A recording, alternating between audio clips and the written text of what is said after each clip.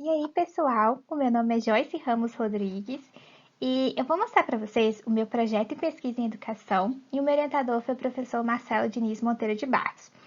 E o projeto se intitula Dos Museus para o Aprendizado, o quão é importante e como entregar as coleções científicas ao ensino de biologia. A história da criação e funcionalidade dos museus de história natural é dividida em 6 tempos.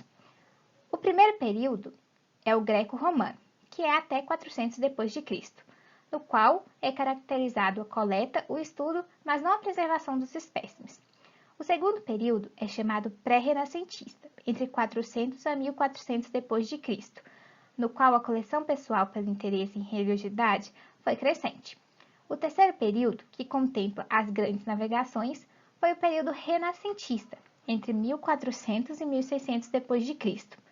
O quarto período é o pré-lineano, entre 1600 e 1750, no qual os primeiros museus foram criados com caráter científico e rigoroso. A partir desse momento, novas tecnologias para a conservação e preservação dos espécimes, como a taxidermia, passaram a ser mais utilizadas.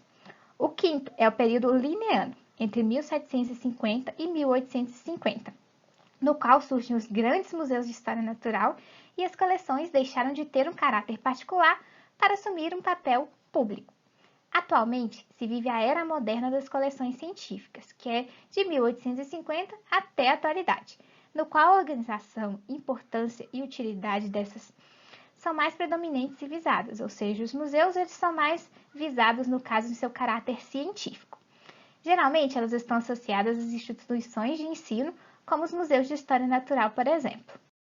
Pode-se dizer que as coleções científicas possuem uma importância estrutural e inegável. Elas estão presentes em quase todos os países do planeta e que têm as ciências biológicas como os fatores importantes para o desenvolvimento social. Possuem uma abrangência mundial, onde estão depositadas dezenas de milhões de exemplares, os quais geram interesse de biólogos, ambientalistas e outros pesquisadores que consultam seu acervo para a realização de estudos. As coleções científicas são uma fonte crucial de informação para todos os que, por sua atividade, têm contato com os seres vivos. As coleções representam uma herança cultural, um testemunho da rica história do descobrimento e da expansão da sociedade brasileira em seu território nacional. Nelas são encontrados os representantes da fauna já extinta, que um dia habitava os ecossistemas, hoje em dia alterados de forma irreversível pela ação antrópica, infelizmente, além de espécies que estão em processo de extinção ou em situações de risco. Nesse sentido, as coleções constituem uma base de dados essencial para os estudos de caracterização e impacto ambiental. Por fim, as coleções são empregadas efetivamente na formação de diversos profissionais, cada vez mais qualificados a enfrentar os desafios do desenvolvimento sustentável. O cenário das coleções biológicas no Brasil está distante de ser considerado adequado. A maioria delas está em condições precárias em virtude de infraestrutura física inadequada e ou falta de recursos financeiros e humanos qualificados. Dessa maneira, o país tende a ter um déficit para atender a demanda de conhecimento e dos cientistas brasileiros em cumprir o encargo de inventariar, descobrir e descrever a diversidade de espécies brasileiras, além de analisar, sintetizar e compartilhar o conhecimento e benefício da ciência e da sociedade. Dessa maneira, mostra-se notória a importância dos estudos de pesquisa e investimento em coleções científicas, em prol do benefício científico, cultural e social.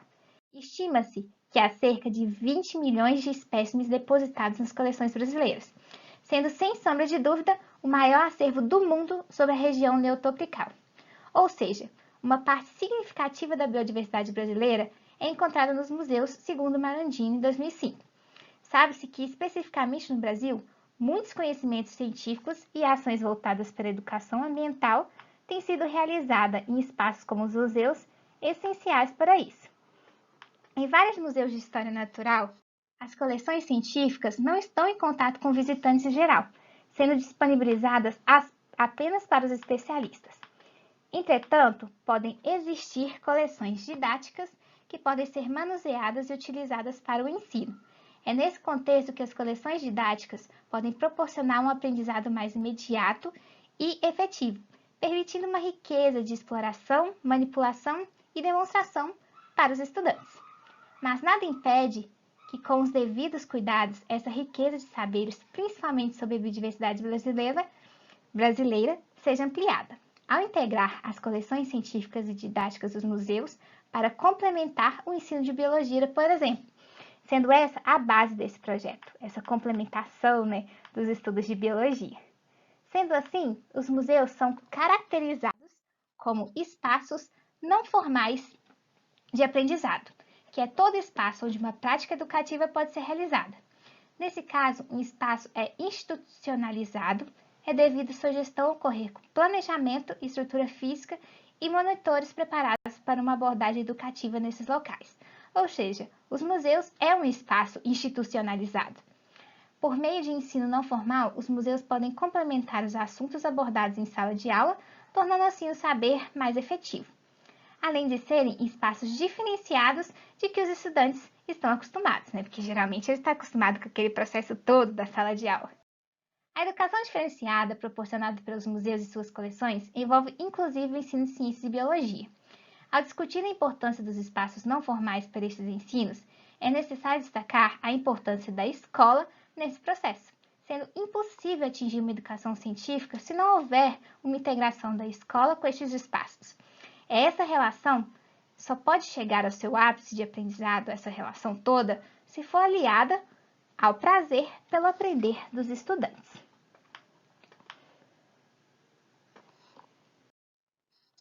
Muitas vezes, este prazer não é interligado ao ensino de ciência e biologia, que pode ser relacionado a apenas decorar termos e procedimentos científicos, com os quais muitas vezes nem os próprios professores estão familiarizados, ou seja, o aluno é aquele aluno passivo.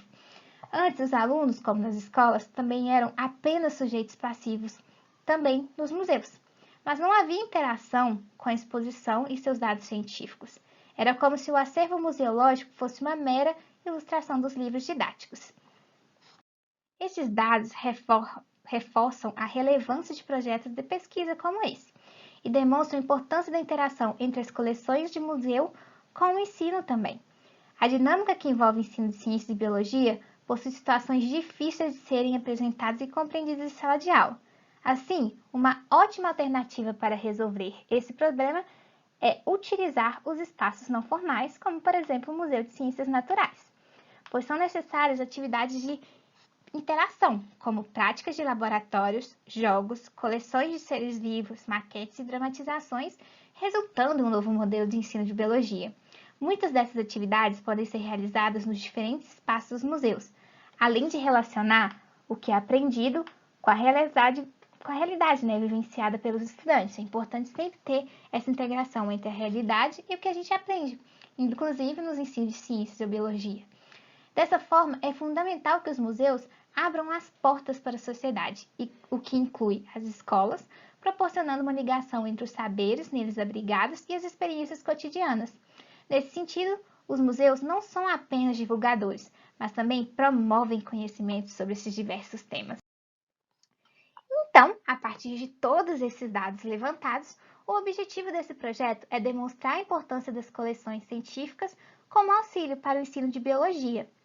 Sobre os objetivos específicos, é promover o conhecimento científico sobre o museu aos alunos de ensino médio, permitir aos alunos conhecer as espécies da fauna brasileira, demonstrar a importância das coleções científicas no ensino e na pesquisa, além de ampliar informações a respeito da importância do museu na formação dos alunos.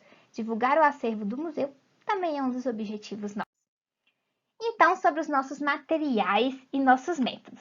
Primeiro, vamos falar um pouquinho sobre o Museu de Ciências Naturais.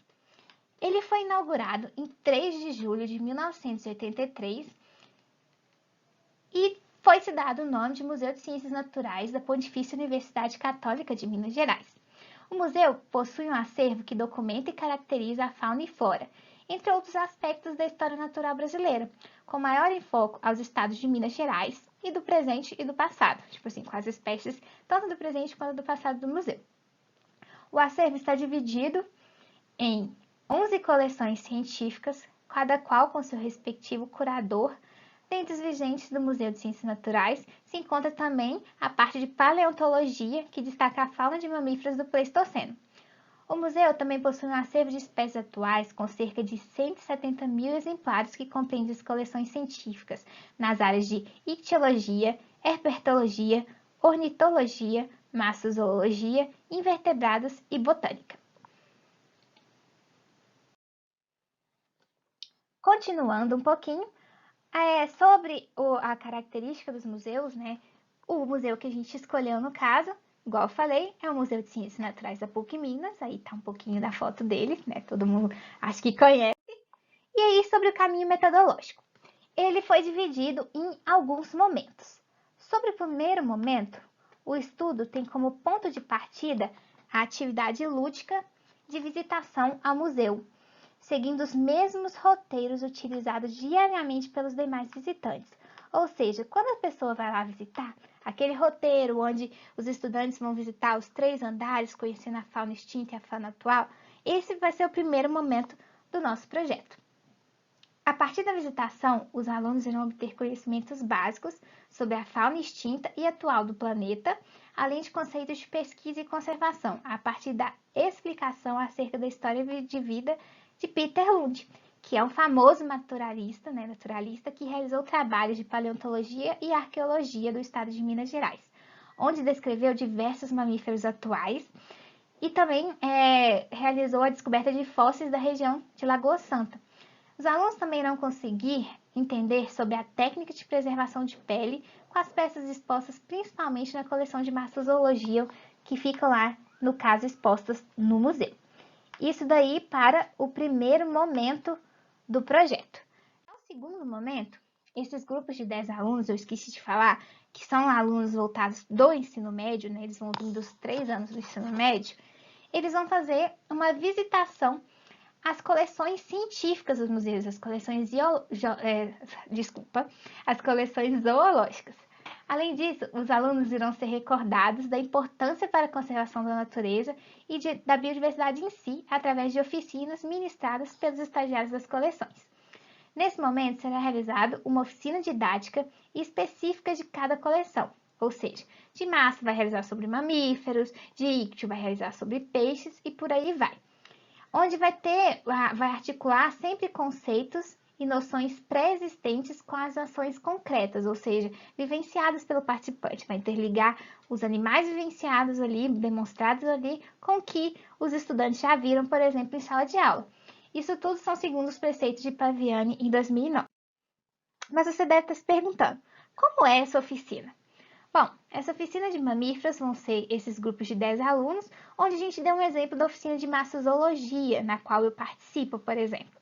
Onde é um espaço pequeno, que vai ter a coleção didática, no caso de mamíferos, e assim, inicialmente, as crianças vão aprender um pouquinho sobre as características cranianas, sempre perguntando ao estudante o que ele acha que é aquilo, por exemplo. Ou seja, o que ela acha que são esses crânios? De que mamífero, por exemplo? Destacando que é mamíferos brasileiros. E aí a gente começa a dar dicas. Por exemplo, é o maior mamífero terrestre do Brasil. Vocês que estão ouvindo, sabem qual que é, né? É a anta. O 3, por exemplo, é do maior felino da América do Sul, que é a onça pintada. O crânio de número 4, eles sempre falam que parece muito com o crânio de seres humanos. O crânio que é o do macaco. O crânio de número 2 é de um lobo-guará. O do 5 é de um roedor, que ninguém lembra que é o roedor, que é o ouriço cacheiro. E o 6 é um dos crânios mais diferenciados da natureza, que é o crânio do tamanduá. Depois, mostra-se um pouco das pelagens. No caso, que o número 1, 2 e 3, demonstrado aí na imagem, nessa partezinha aqui, o número 1, na verdade, não é um roedor. E as crianças geralmente acham que é. Na verdade, essa é uma cuíca, que é marsupial. Então, a gente fala a diferença entre os marsupiais e também os outros roedores. Além também de ter a pele do coati, que as crianças vão poder tocar sempre todas as peças da coleção didática, o que facilita no processo de sensibilização. E também, depois desse processo de pelagem, a gente mostra que é uma característica dos mamíferos a presença de pelos, que até na carapaça do tatu esses pelos são encontrados. E também a gente mostra os animais conservados em álcool e formol, que geralmente é o feto de um tatu, e também de morcegos. E a gente ressalta a questão dos morcegos, que é só 3 espécies no mundo inteiro, por exemplo, que são hematófagas e por aí vai. Sempre com a participação ativa dos estudantes. Depois tem o terceiro e quarto momento, que aí são questionários semi-abertos que serão aplicados aos alunos depois deles passarem por todas as oficinas, que vai ter perguntas que, no geral, por enquanto são 6 questões, mas que abordam, por exemplo, sobre o que eles acharam do museu, no geral, abordam também se eles ressaltam a importância da biodiversidade, dessa conservação, se complementou o que eles aprenderam no museu com o que eles aprendem em sala de aula, se querem retornar ao museu e por quê. No geral, as questões giram em torno. Também será feito um questionário para as pessoas que trabalham nas coleções, como, por exemplo, os curadores e os estagiários. E, por enquanto, são 11 questões que giram em torno do acervo, da importância da coleção para o ensino, para a conservação, quais as atividades de integração que o acervo realiza com os estudantes e o ensino, quais são os empecilhos que podem existir para essas atividades em relação ao museu, e por aí vai. As questões sempre giram em torno disso. O questionário já está sendo feito, já está praticamente pronto, mas pode ter acréscimos também de algumas questões.